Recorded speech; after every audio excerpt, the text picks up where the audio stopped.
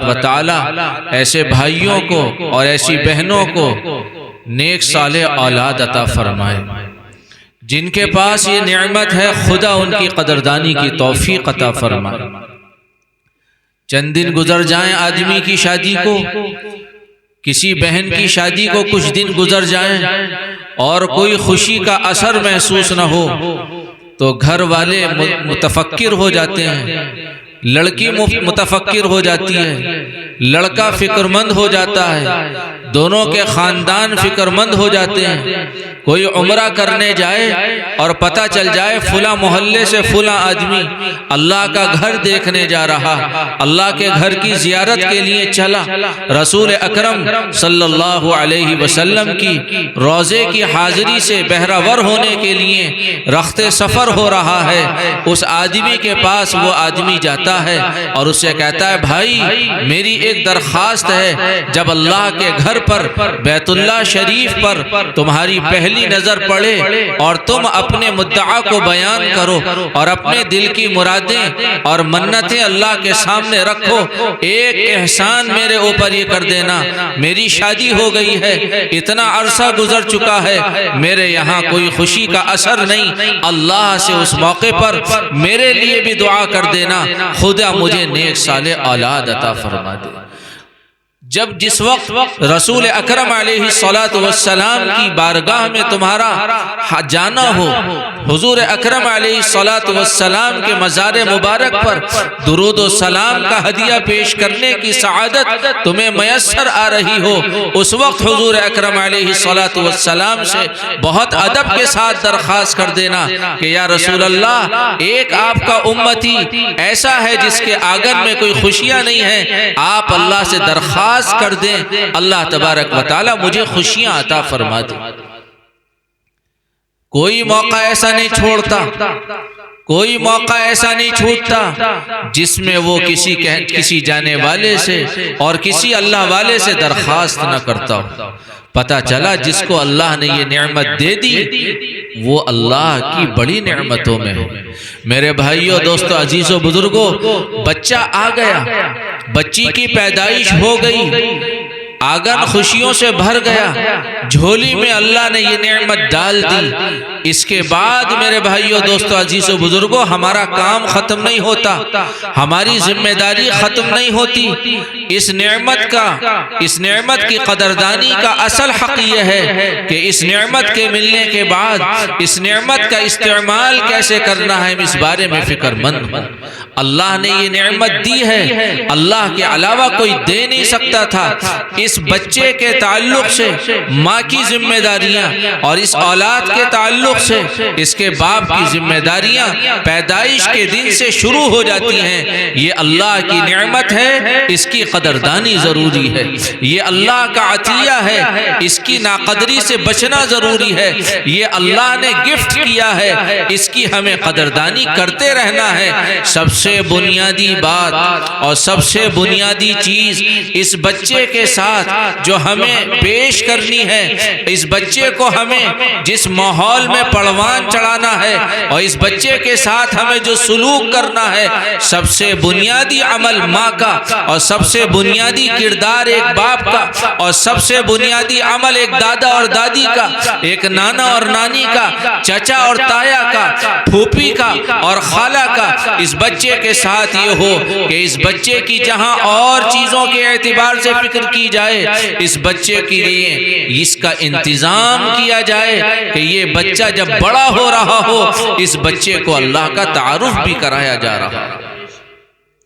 اس بچے کو یہ باور کرایا جائے کہ بیٹا تمہیں پیدا کرنے والا اللہ ہے، اس بچے کو یہ سمجھایا جائے کہ کون اللہ، وہ اللہ جو زمینوں کا مالک، وہ اللہ جو آسمانوں کا خالق، جس اللہ نے آسمان کو بغیر ستونوں کے قائم کیا اور جس اللہ نے زمین کو پانی پر بچھایا، وہ اللہ اپنی قدرت سے زمین کا سینہ پھاڑ کر غلے نکالتا ہے، چیزیں نکالتا ہے، پھل بناتا ہے، پھلوں میں رنگ بھر بھرتا ہے، اس میں مٹھاس بناتا ہے، اس میں وٹامن پیدا کرتا ہے اور ایک خوبصورت انداز میں تیار کر کے اپنے بندوں کے لیے غذا اور کھانے کا انتظام کر دیتا ہے۔ وہ اللہ جو اپنے بندوں کی ہر حرکت سے واقف ہے، رات کے اندھیرے میں کون بندہ اپنے کمرے میں بیٹھ کر اور کون بندی اپنے گھر میں بیٹھ کر جہاں کوئی دیکھنے والا نہیں کیا کر رہا ہے، کیا کر رہی ہے، اس بچے کو یہ سمجھانا اور اس کے دل کی تختی پر یہ بات لکھنی کہ بیٹا وہ اللہ ہر ایک کا عمل دیکھ رہا ہے۔ بنیادی بات ہے اس چھوٹے سے بچے کو اللہ کا تعارف کرنا، جس نوعیت سے ہو سکے اس کا ذہن بنانا کہ کرنے والا اللہ ہے۔ ہم نے بچوں کو بہت کچھ سکھایا، ہم نے بچوں کو بہت کچھ پڑھایا، ہم نے بچوں کو بہت کچھ بتایا، لیکن اللہ کا تعارف نہ کرا سکے۔ میرے بھائیو، ہم ذمہ دار باپ نہ کہلائیں گے، ہم ذمہ دار دادا نہیں کہلائیں گے، ہم ذمہ دار چچا نہیں کہلائیں گے، ہم ذمہ دار تایا نہیں کہلائیں گے، ذمہ دار ماموں نہیں کہلائیں گے، اور معاف کریے گا ذمہ دار پڑوسی نہیں کہلائیں گے، خاندان کے ذمہ دار افراد نہیں کہلائیں گے، اگر ہم نے ایک چھوٹے سے بچے کو اس کے پیدا کرنے والے کا تعارف نہیں کرایا۔ یہ بنیادی چیز ہے۔ اس نعمت کی قدردانی کے لیے اس بچے کو اللہ کا تعارف کرانا ہر چھوٹے بڑے کی ذمہ داری، گھر کے ایک ایک فرد کی، ایک ایک مرد کی ذمہ داری۔ اسی کے ساتھ ساتھ اس چھوٹے سے بچے کو جو ابھی لاشعوری کی زندگی گزار رہا ہے اور روزانہ اپنی زندگی کا سفر طے کر رہا ہے، اس کے اندر ارتقاء کا مادہ پایا جا رہا ہے، اس کی عقل میں روزانہ بڑھوتری ہو رہی ہے، اس کے جسم میں گروتھ ہو رہی ہے، اس کی سوچنے سمجھنے کی صلاحیتیں بڑھ رہی ہیں۔ اس موقع پر اس چھوٹے سے بچے کو یہ بھی بتانا کہ جناب رسول اللہ صلی اللہ علیہ وسلم کون ہیں، ان کی حیثیت کیا ہے، ان کا مقام کیا ہے، ان کا مرتبہ کیا ہے، ان کی عظمتیں کیا ہیں، ان کی حیثیت کیا ہے، کس حیثیت کے ساتھ اللہ نے انہیں دنیا کے اندر مبعوث کیا۔ اس چھوٹے سے بچے کو یہ بتاؤ کہ حضرت محمد صلی اللہ علیہ وسلم اللہ کے صرف نبی نہیں ہیں، اس بچے کو یہ بتاؤ حضرت محمد صلی اللہ علیہ وسلم اللہ کے صرف رسول نہیں ہیں، بلکہ یہ بتاؤ کہ جناب رسول اللہ صلی اللہ علیہ وسلم اللہ کے رسول ہیں اور آخری رسول ہیں، اللہ کے نبی ہیں اور آخری نبی ہیں۔ اے بیٹا، جو آدمی حضرت محمد صلی اللہ علیہ وسلم کو صرف رسول مانتا ہے، آخری رسول نہیں مانتا، یا نبی مانتا ہے آخری نبی نہیں مانتا، بیٹا اس آدمی سے اللہ ناراض ہو جاتا ہے،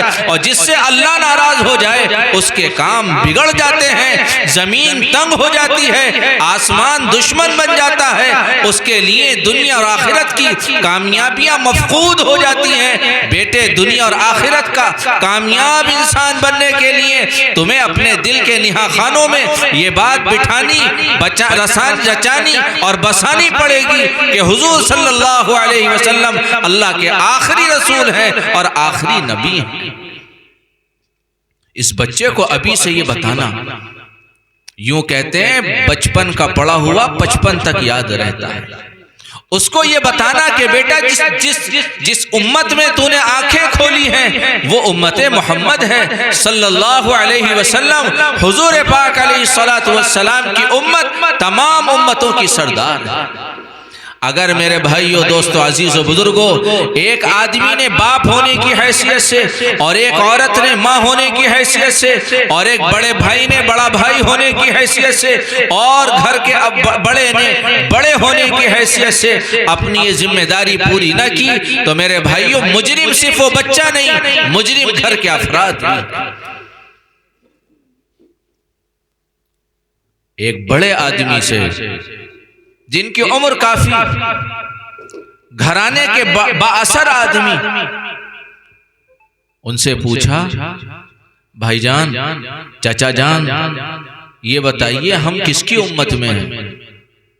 عجیب بات ہے، عجیب بات ہے۔ پوچھا، چچا جان ہم کس کی امت میں ہیں؟ آپ کس کی امت میں ہو؟ ان چچا جان نے کہا اکھلیش یادو، اس وقت سرکار تھی ان کی۔ یہ فرضی بات نہیں کہہ رہا، معتبر لوگ موجود ہیں، آپ ہمارے اپنے ہیں، یہ واقعہ برائے واقعہ نہیں، یہ ڈوب مرنے کی بات ہے، لمحہ فکریہ ہے۔ ایک آدمی جو لاشعوری کی زندگی نہیں باشعور زندگی گزار رہا ہے، تمام امور خانہ کو انجام دے رہا ہے اور تمام ذمہ داریوں کو پورا کر رہا ہے، لیکن اس کی زندگی کی شروعات میں یہ بیج نہ ڈالا گیا اور اس کے کانوں میں یہ بات نہ ڈالی گئی کہ ہم حضرت محمد صلی اللہ علیہ وسلم کے امتی ہیں اور حضور ہمارے آقا ہیں، ہم حضور کے غلام ہیں، اس کے کان ان باتوں سے نہ آشنا رہے تو میرے بھائیوں وہ آدمی کہنے پر مجبور ہے کہ ہم اکھلیش یادو کی امت میں۔ کہیں ایسا نہ ہو، کہیں ایسا نہ ہو کہ ہمارے آپ کے بچے بھی اسی ڈگر پر چل پڑے۔ ان بچوں کو یہ بتانا کہ بیٹا حضور اکرم علیہ السلام جو تعلیمات لے کر آئے، دنیا کی ساری تعلیمات اپنی جگہ، دنیا کی ساری تعلیمات و ہدایات اپنی جگہ، لیکن حضرت محمد صلی اللہ علیہ وسلم کے ارشادات، آپ کے فرمودات، آپ کی فرامین مبارکہ، آپ کی احادیث مبارکہ، ساری چیزوں سے بڑھ کر آپ نے جو بات ارشاد فرمائی وہ 16 آنے سچی ہے۔ آپ کی باتوں پر عمل کر کے اللہ آدمی کو دنیا میں بھی کامیابی دیتا ہے، آخرت کی کامرانی بھی اسی کا نصیبہ بنتی ہے جو جناب رسول اللہ صلی اللہ علیہ وسلم کی ہدایت پر عمل کرتے ہوئے زندگی گزارتا ہے۔ دیکھو بیٹا ہمارے آقا حضرت محمد صلی اللہ علیہ وسلم ایک کلچر لے کر آئے، ایک سوچ لے کر آئے، ایک فکر لے کر آئے، ایک مذہب لے کر آئے، ایک دین لے کر آئے، اسے مذہب اسلام کہتے ہیں۔ اور وہ مذہب اسلام ایسا بنیادی کہ سارے مذاہب اپنے اپنے وقت پر برحق تھے،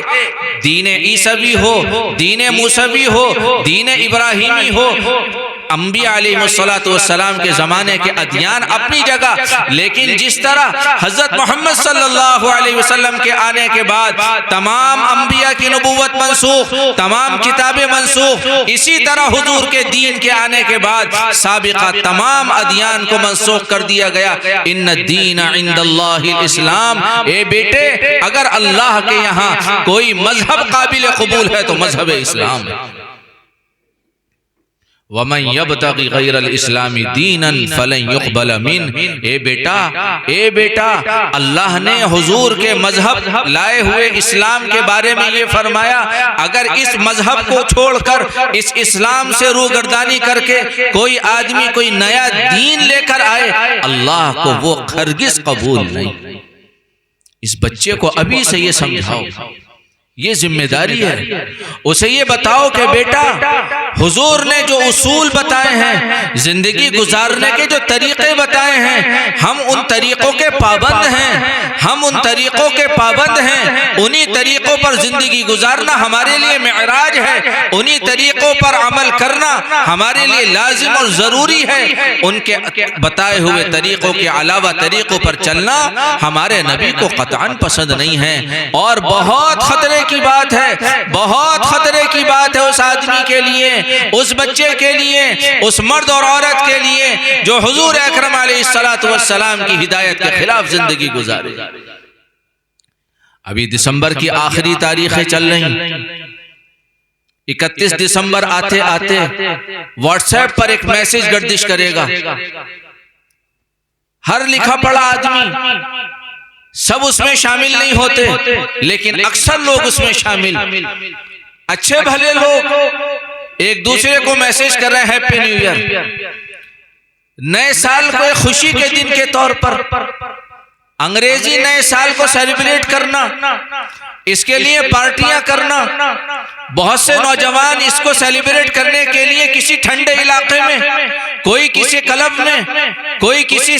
سفر پر، کوئی کہیں اور کوئی کہیں، کوئی اپنی چھت پر کوئی پروگرام کر رہا، کوئی اپنی بیٹھک میں پروگرام کر رہا۔ بہت سے نوجوانوں کو دیکھا چوراہوں پر کچھ جشن کا انتظام ہو رہا ہے، بہت سے جوانوں کو دیکھا کہیں کسی ہال میں جشن کا انتظام کر رہے۔ میرے بھائیوں، دیکھنے میں معمولی بات ہے، دو باتیں الگ الگ ہیں، سمجھنا ضروری۔ ایک بات تو یہ ہے کہ شریعت خوشی منانے کی اجازت دیتی ہے یا نہیں دیتی؟ میرے بھائیوں یاد رکھو، شریعت نے کسی کے جذبات کا خون نہیں کیا، خوشی منانے کو منع نہیں کیا، لیکن میرے بھائیوں، دوستو، عزیزو، بزرگو، ہم غلام ہیں، حضور ہمارے آقا ہیں، ہم حضور کے غلام ہیں۔ ہم خوشی منانے میں بھی حضور کے پابند ہیں اور غم منانے میں بھی حضور کے پابند ہیں۔ نیو ایئر کے موقع پر، نئے سال کے موقع پر اس انداز میں خوشی منانا اور ہلڈن کرنا اور اہتمام کرنا کہ رسول اللہ صلی اللہ علیہ وسلم نے اس کی ہدایت فرمائی، آپ نے ارشاد فرمایا۔ کیا طریقہ ہے؟ نہیں میرے بھائیوں، یہ غیروں کا طریقہ ہے، یہ مسلمانوں کا طریقہ نہیں۔ آپ علیہ الصلوۃ والسلام فرما رہے ہیں، من تشبہ بقوم فہو منہم۔ اے لوگو، جو جس کی تہذیب اختیار کرے گا، جو جس کا کی مشابہت اختیار کرے گا، کل قیامت میں اللہ اسی کے ساتھ اس کا حشر کر دے گا۔ ایک صحابی آئے، حیات الصحابہ کے اندر روایت موجود ہے، ایک صحابی آئے، یا رسول اللہ متی الساعہ، یہ بتا دیجئے قیامت کب آئے گی؟ آپ نے پوچھا ویلک وما اعددت لها، ارے بھیا تو نے قیامت کے لیے، آخرت کے لیے تیاری کیا کی ہے؟ وہ کہنے لگا، وہ آنے والا مسلمان، آنے والا صحابی رسول بہت سادے مزاج کا، بڑے بھولے پن کے ساتھ کہنے لگا، یا رسول اللہ، یا رسول اللہ و یا حبیب اللہ، میرے پاس کوئی بہت زیادہ تیاری نہیں، میرے پاس بہت زیادہ روزے اور نمازیں نہیں، میرے پاس بہت زیادہ حج اور عمرے نہیں، لیکن ایک بات پر مجھے بھروسہ ہے یا رسول اللہ، میں صرف آپ سے محبت کرتا ہوں، آپ کے علاوہ میرے دل میں کسی کے محبت نہیں۔ آپ نے فرمایا، سن، یہ کوئی معمولی چیز نہیں، کل قیامت میں تیرا حشر ان لوگوں کے ساتھ ہوگا جن کی محبت تیرے دل میں پائی جاتی ہے۔ صحابی کہتے ہیں کہ حضور کا یہ جملہ سن کر ہمیں اتنی خوشی ہوئی، کسی عمل سے ہمیں اتنی خوشی نہیں ہوئی، کسی چیز سے ہمیں خوشی نہیں ہوئی، ہم اس بات پر مطمئن ہو گئے کہ ہمارا حشر انشاءاللہ جناب رسول اللہ صلی اللہ علیہ وسلم کے ساتھ ہوگا، اس لیے کہ ہمارا تعلق حضور کے ساتھ۔ نیو ایئر کو سیلیبریٹ کرنا میرے بھائیو، دوستو، عزیزو، بزرگو، یہ اسلامی تہذیب نہیں، اس میں ہڑدنگ مچانا یہ مسلمانوں کا طریقہ نہیں، اس کو کسی اور انداز میں اختیار کرنا یہ میرے بھائیو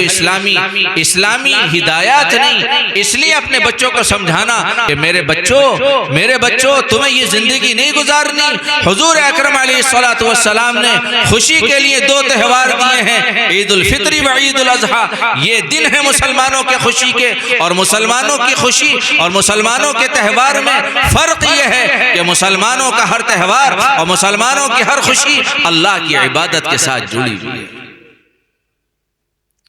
اپنے بچوں کو یہ سبق سکھانا، نمبر ایک اللہ کی معرفت، اللہ کا تعارف کرانا، نمبر دو رسول اللہ کی عظمت بتانی، رسول اللہ کا احترام سکھانا، رسول اللہ کی حیثیت بتانی، رسول اللہ کی ویلیو بتانی۔ آپ کے طریقے، ایک ایک طریقہ آپ کا زمین و آسمان سے زیادہ قیمتی، ان بچوں کو یہ بتانا۔ جب یہ باتیں بچوں کے کانوں میں آئیں گی، ان کے دل کی عمیق گہرائیوں میں پہنچیں گی، جب یہ بڑے ہوں گے اور جب یہ شعور کی زندگی کو پہنچیں گے، انشاءاللہ ان کی زندگی جناب رسول اللہ صلی اللہ علیہ وسلم کی محبت سے لبریز ہوگی۔ ان کے قدم حضور کی ہدایت کے خلاف نہیں چلیں گے، ان کی نگاہیں نہیں بھٹکیں گی، ان کے ہاتھ نہیں بہکیں گے، ان کے قدم نہیں پھسلیں گے۔ یہ وہ مسلمان بنیں گے جیسا مسلمان حضرت محمد صلی اللہ علیہ وسلم اپنے زمانے میں بنا کر گئے تھے۔ اپنے بچوں کو یہ بتانا۔ تیسری ذمہ داری ماں باپ کی اپنے بچوں کے تعلق سے، چونکہ یہ بچے اللہ کی نعمت ہیں، خدا نہ چاہتا کسی کو نہ ملتے، خدا نے دیے ہیں، اللہ کا کرم ہے، اللہ کا احسان ہے، اللہ کا فضل ہے، اللہ نے یہ نعمت دی ہے، اللہ نے یہ نعمت دی ہے، اپنے کرم سے دی ہے، اس لیے اس نعمت کی قدردانی، ان بچوں کو قرآن پڑھانا، ان کو اللہ کا کلام سکھانا، اللہ کا کلام سکھانے کے لیے ان کے لیے راستے ہموار کرنا۔ حضور اکرم علیہ الصلوۃ والسلام فرما رہے ہیں وہ دل ویران ہے، وہ دل کھنڈر ہے، وہ دل خراب ہے جس دل کے اندر اللہ کا کلام نہ ہو۔ لاکھوں روپے دنیا کے فنون حاصل کرنے پر خرچ ہو رہے ہیں، ماں بھی فکر مند ہے، باپ بھی فکر مند ہے، چچا بھی فکر مند ہے، اگر بچہ اسکول نہ جائے پورا گھر ٹینشن میں آ جاتا ہے، لیکن گھر کے ایک فرد کو فکر نہیں، یہ بچہ مکتب جا رہا نہیں جا رہا، یہ قرآن پڑھنے جا رہا نہیں جا رہا، اچھا اگر جا بھی رہا ہے تو کسی کو یہ توفیق نہیں۔ معاف کیجئے گا میں آپ سے بدگمانی نہیں کر رہا، عام طور پر حالات یہ اور تجربہ یہ، اگر کسی کا بچہ مدرسے جا رہا، مکتب جا رہا، اسکول میں وقتاً فوقتاً پوچھنے جاتے ہیں، پیرنٹس میٹنگز ہو رہی ہیں، آپ کے بچے نے یہ کیا یہ کیا یہ کیا، بچے والدین پوچھ رہے ہیں ہمارے بچے کی ایکٹیویٹی کیا ہے، ہمارے بچے کی کارکردگی کیا ہے، اگر کوئی کمی ہے اس کمی کو دور کرنا، کمی دور کرنے کے لیے ہزاروں کا ٹیوشن لگانا، لیکن مجھے آپ کو توفیق نہیں ہوتی کبھی مدرسے کا چکر لگا لیں، قاری صاحب، مولانا صاحب، مفتی صاحب میرے بچے نے کیا پڑھا، میرے بچے نے کیا سیکھا، کون سا سپارہ چلا، صحیح پڑھنا نہیں پڑھ رہا، کبھی امام صاحب کو، قاری صاحب کو، حافظ صاحب کو ان کی دلجوئی کے لیے کوئی ہدیہ پیش کر دینا، ان کی توجہ بڑھانے کے لیے کوئی عمل کر دینا۔ میرے بھائیو، دوستو، عزیزو، بزرگو، ہماری زندگی اس سے خالی ہے۔ اپنے بچوں کو قرآن پڑھانا، اگر میرے بھائیوں یہ نعمت اور یہ دولت اس کی قدردانی ہم نے نہ کی اور بچوں کو قرآن نہ پڑھایا، لاکھوں لوگ ملے، ہزاروں بلا مبالغہ ہزاروں لوگوں سے ملاقات کی۔ ایک مرتبہ حاجیوں کا جوڑ چل رہا تھا مراد آباد میں، میرے ذمے میرے ابا نے ایک بڑے میاں کو لگایا اور مجھ سے کہا بیٹا تم ان کی سورہ فاتحہ سنو اور ان کی صورتیں سنو، یہ بیت اللہ جا رہے ہیں، یہ رسول اللہ صلی اللہ علیہ وسلم کے شہر جا رہے ہیں، یہ عازمین حج ہیں، یہ حج کرنے جا رہے ہیں، تم ان سے مذاکرہ کرو۔ چچا تقریباً 60-70 سال کے ہوں گے۔ میں نے ان سے پوچھا چچا میاں آپ کو کیا یاد ہے؟ انہوں نے کہا مجھے سورہ فاتحہ نہیں یاد۔ میں نے پوچھا چچا میاں آپ کو کیا یاد ہے؟ انہوں نے کہا جی مجھے ایک قرآن کی چھوٹی سی سورت یاد ہے۔ میں نے پوچھا کون سی؟ انہوں نے کہا انا اعطیناک الکوثر۔ یہ سورت انہوں نے سنائی لیکن وہ بھی صحیح سے نہ پڑھ سکے۔ ایک آدمی 66 دہائیاں پوری کر چکا ہے، 60 کراس کر چکا ہے، لیکن قرآن کے نام پر سورہ کوثر بھی اسے یاد نہیں۔ اس میں مجرم کون ہے؟ صرف یہی بندہ مجرم نہیں، اس کے بڑے بھی مجرم ہیں۔ الا کلکم راعین الا کلکم راعین وکلکم مسئول عن رعیتی۔ حضرت محمد صلی اللہ علیہ وسلم کا دین کھوکھلا نہیں، دین کی بنیادیں کمزور نہیں۔ میرے بھائیو اللہ نے ہمیں ذمہ داریاں دی ہیں، ان ذمہ داریوں کو ہمیں پورا کرنا۔ چوتھی اور آخری ذمہ داری، بات مختصر کر رہا، اپنے بچوں کو اچھا ماحول، گھر کا ماحول اچھا بنے، ورنہ بچہ مدرسے سے دین سیکھ کر آئے گا، علم سیکھ کر آئے گا، ادب سیکھ کر آئے گا، اور گھر کے اندر اگر اسے ماحول نہ ملا تو باہر کیا علم اور باہر کی دینداری گھر آ کر ختم ہو جائے گی۔ اس کی مثال بالکل ایسے جیسے واٹر کولر میں اوپر سے پانی لوٹو، اوپر سے پانی ڈالو اور نیچے ٹوٹی کھول دو، اوپر سے پانی آتا رہے گا اور نیچے سے پانی جاتا رہے گا۔ واٹر کولر کے اندر پانی باقی نہیں رہ سکتا اگر گھر کا ماحول اچھا نہ ہوا۔ گھر میں ٹی وی چل رہا، اور اب تو بہت دور کی بات ہو گئی ٹی وی کس کے یہاں، اب تو ہر آدمی کے ہاتھ میں عجیب و غریب چیز، جو جب چاہتا ہے جس چیز پر چاہتا ہے کلک کر لیتا ہے، کوئی دیکھنے والا نہیں۔ نہیں، کوئی سمجھانے والا نہیں، کوئی نگرانی کرنے والا نہیں، کوئی رونے والا نہیں، کوئی آنسو بہانے والا نہیں، کوئی غم اٹھانے والا نہیں۔ ہر آدمی کے پاس اپنا سیپریٹ موبائل ہے۔ افسوس کی بات ہے، آپ میرے اپنے ہیں، اس لیے ذمہ داری کے ساتھ آپ کو اپنا سمجھ کر عرض کر رہا، کنواری بچیوں کے ہاتھوں میں اپنا موبائل ہے میرے بھائیوں، تباہی سے بس اللہ ہی بچا سکتا ہے، ورنہ کوئی شکل تباہی سے بچنے کی نظر نہیں آتی۔ ہمارے حضرت اللہ غریق رحمت فرمائے، اللہ غریق رحمت فرمائے، اپنے بچوں کے اور اپنے بھتیجوں کے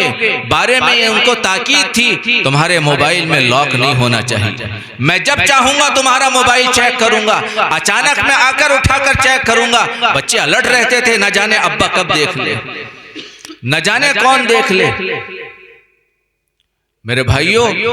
بھائیوں ہمارے پاس، والد کے پاس بچوں سے بات کرنے کا وقت نہیں۔ وہ صبح 8 بجے کام پر گیا، شام کو 7 بجے واپس آیا، روٹی کھائی اور پھر اسے اپنے دوستوں کے پاس جا کر گپے لگانی ہے۔ رات کو 11 ساڑھے 11 بجے وہ گھر کے اندر گھسا اور اپنے بیڈ روم میں جا کر ابھی اس کو کوئی فرصت نہیں، جب تک اسے نیند نہیں آ رہی وہ موبائل دیکھ رہا ہے، جب نیند آ جاتی ہے موبائل رکھ کر سو جاتا ہے، صبح پھر کام پر چلا جاتا ہے۔ اسے اپنے بچوں کی تربیت اور پرورش کی کوئی فکر نہیں، صرف پیسے دے دینا اور ڈریس بنا دینا اور گھر میں راشن بھر دینا اور کپڑے بنا دینا اور ضرورت کو پورا کر دینے سے میرے بھائی ایک باپ کی ذمہ داری پوری نہیں ہو جاتی اور ایک ماں کی ذمہ داری پوری نہیں ہو جاتی۔ ماں اور باپ کی ذمہ داری اس سے آگے ہے، اپنے بچوں کو اچھا ماحول دینا۔ بچوں کو چھپانے کے لیے، ان کو بہلانے کے لیے عجیب و غریب چیزیں موبائل میں میں اور آپ دکھا رہے ہیں۔ اللہ اکبر، اللہ اکبر، خدا میری آپ کی حفاظت فرمائے، اللہ میری آپ کی حفاظت فرمائے۔ حضرت مولانا مفتی تقی عثمانی صاحب شیخ الاسلام حفظہ اللہ نے ایک بات عجیب لکھی ہے، ایک بات عجیب لکھی ہے اور تقریباً سن 71 کی بات لکھی ہے۔ فرماتے ہیں کہ سن 71 کے درمیان، جس زمانے میں شاید وی سی آر چلتے تھے، پرانے لوگ جانتے ہوں گے، وی سی آر چلتے تھے، کیسٹ لگتی تھی، کیا ہوتا تھا۔ حضرت نے لکھا ہے کہ اس زمانے میں ایک آدمی وی سی آر لے کر آیا اور اس نے اپنے گھر میں فلم چلائی، خود بھی بیٹھا، اس کی گھر والی بیٹھی اور ایک چھوٹا بچہ اس کا تھا۔ اس نے اپنے بچے کو بٹھا کر وہ فلم دکھائی۔ اس فلم کے اندر اداکار بھی، اداکارہ بھی، ایکٹر بھی، مرد بھی، عورتیں بھی، ہیرو بھی، ہیروئن بھی۔ اس بچے نے اپنے والدین کے ساتھ وہ فلم دیکھی اور اس کی ہیروئن دیکھی۔ چھوٹا سا بچہ فلم دیکھ کر اس ہیروئن پر فریفتہ ہو گیا، اس کے دل کے اندر اس ہیروئن کی محبت آ گئی، اس ایکٹر کی محبت آ گئی۔ اب یہ ہوا کہ اس کے والد اس کو اسکول بھیجتے، وہ اسکول نہیں جاتا تھا، وہ سنیما ہال جاتا تھا۔ اسکول نہیں جاتا تھا، سنیما ہال جاتا تھا۔ حضرت مفتی صاحب حفظہ اللہ نے بڑے اعتماد کے ساتھ یہ بات لکھی ہے کہ اس بچے نے اس ہیروئن کی ایک فلم 63 مرتبہ دیکھی اور دوسری فلم 39 مرتبہ دیکھی۔ اس کے والد کو پتا چلا کہ یہ میرا بچہ اسکول نہ جا کر سنیما ہال جاتا۔ انہوں نے اسے مارا، اسے پیٹا، اسے دھمکایا، اسے سمجھایا۔ بچہ ہے، اس کے دل میں اس ہیروئن کی محبت، اس اداکارہ کی محبت، اس سے تعلق، اس کو حاصل کرنے کی دھن۔ ایک وقت آیا باپ نے بیٹے کو باہر نکال دیا، یہ مجنوں کی طرح پھرتا رہا، پاگلوں کی طرح پھرتا رہا، غلط چیزوں کا عادی ہو گیا۔ دیکھنے والوں نے اس کو دیکھا اور لکھنے والوں نے اس کا حال بیان کیا کہ اس کے ایک ہاتھ میں سگریٹ ہوتا تھا اور دوسرے ہاتھ پر اس سگریٹ سے جلا کر اس نے اس اداکارہ کا نام لکھا تھا، دوسرے ہاتھ پر اس نے بلیڈ سے کاٹ کر اپنے ہاتھ کو لہو لہان کر کے اس اداکارہ کا نام لکھا۔ بال بڑے ہو گئے، پراگندہ ہو گئے، کپڑے پھٹ گئے، نشے کا عادی ہو گیا، کوڑے کے ڈھیر پر پڑا رہتا تھا۔ کسی نے پوچھا جوان تیری یہ حالت کب ہوئی اور تجھے محبت کا روگ کب لگا اور تجھے اس اداکارہ سے تعلق کب ہوا، محبت کب ہوئی؟ اس نے کہا پہلی مرتبہ میں نے اس کو اپنے اماں اور ابا کے ساتھ فلم میں دیکھا تھا، اس وقت سے لے کر آج تک میرے دل میں اس کی محبت ہے، اسے حاصل کرنے کی کوشش میں ہوں۔ گھر کا ماحول، یہ آج کے بچے ہیں لیکن کل کے نوجوان ہیں، اور نوجوان قوم کا مستقبل ہوتے ہیں۔ اگر میرے بھائیوں، دوستو، عزیزو، بزرگوں، اپنے گھروں کے اندر دینی ماحول قائم نہ کیا، تعلیم کے حلقے قائم نہ کیے، رسول اللہ کے تذکرے نہ کیے گئے، اللہ کی بڑائی نہ بیان کی گئی، قرآن کی تلاوت سے گھروں کو منور نہ کیا گیا، اور ایک صالح معاشرہ تشکیل نہ کیا گیا، کوئی ضمانت نہیں کہ یہ نعمت جو اللہ نے دی ہے یہ ہمارے بڑھاپے کا سہارا بن جائے۔ اگر ہم یہ چاہتے ہیں یہ بچے ہمارے بڑھاپے کی لاٹھی بنے، ہماری آنکھوں کا تارا بنے، دل کا چین اور سکون اور سرور بنے، اس کا واحد راستہ ان بچوں کو اللہ کا تعارف کرا دو، ان بچوں کو رسول اللہ کی محبت بتا دو، ان بچوں کو قرآن پڑھا دو، اور اس کے لیے اچھا ماحول دے دو۔ اور میرے بھائیوں، دوستو، عزیزو، بزرگوں، آخری بات، ان بچوں کے سامنے اپنے والدین کی ناقدری نہ کرنا، ان بچوں کے سامنے اپنی بوڑھی ماں کی ناقدری نہ کرنا۔ میری بہنیں بھی سنیں، اور یہاں ذمہ دار قسم کے افراد بیٹھے وہ بھی سنیں، ان بچوں کے سامنے اپنے والدین کی بے حرمتی نہ کرنا، بے اکرامی نہ کرنا، ورنہ لکھنے والوں نے یہاں تک لکھا ہے کہ ایک آدمی بڑی شاندار زندگی گزار رہا تھا، عمر کے پائیدان پر وہ ایک بہت شاندار منظرنامہ پیش کر رہا تھا، وقت گزرا، عمر ڈھلی، بڑھاپے کو پہنچا، خدا کا نظام اس پر فالج کا اثر ہو گیا، لقوہ ہو گیا، یہ بستر پر پڑا رہتا تھا، اور اس وہیں پیشاب پخانہ بھی کرتا تھا۔ 4 بیٹیاں، 2 بیٹے، بیٹیوں کی شادی ہو گئی، بیٹوں کی شادی ہو گئی، ایک بیٹے کے ساتھ رہتا تھا، بستر ہی پر پیشاب، بستر ہی پر پخانہ، بدبو آنے لگی۔ دلہن نے کہا ان کی وجہ سے کیٹاڑو ہو رہے ہیں، ان کی وجہ سے تعفن پھیلنے کا خطرہ ہے، انہیں ہمارے ساتھ نہیں رہنا چاہیے، اور میں ان کے ساتھ نہیں رہوں گی، ان کا انتظام کہیں اور کرو۔ بیٹے نے کہا ابا آپ نیچے چلے جائیں، میں آپ کو نیچے شفٹ کر دیتا ہوں۔ ابا کو اوپر سے اٹھا کر نیچے رکھ دیا گیا، اور وہاں بھی یہی صورتحال، وہاں پیشاب، وہیں پخانہ، کچھ دنوں میں بدبو پھیلی۔ بیوی نے کہا دیکھو بھائی، یا تو یہ بڑے میاں اس گھر میں رہیں گے، یا میں رہوں گی، یا تو میرا سسر یہاں رہے گا، یا میں رہوں گی۔ لڑکے نے بہت سمجھایا، وہ نہ مانی۔ اس نے کہا بھئی ٹھیک ہے، ہم ابا کے لیے اوپر چھت پر ایک کمرہ بنا دیتے ہیں، وہاں یہ رہیں گے، ہوائیں چلیں گی، بدبو نہیں پھیلے گی، اور ابا کی زندگی گزر جائے گی جتنی بھی ہے۔ ایک کمرہ بنا دیا گیا، اور اس پر چھت کی نام پر ٹینیں ڈال دی گئی، چھپر لگا دیا گیا، اور ابا سے کہا ابا آپ کو ہم اوپر منتقل کرتے ہیں، ہوا ملے گی، دھوپ ملے گی، آپ کے زخم اچھے ہو جائیں گے، آپ ٹھیک ہو جائیں گے۔ یہ بیچارہ کمزور کیا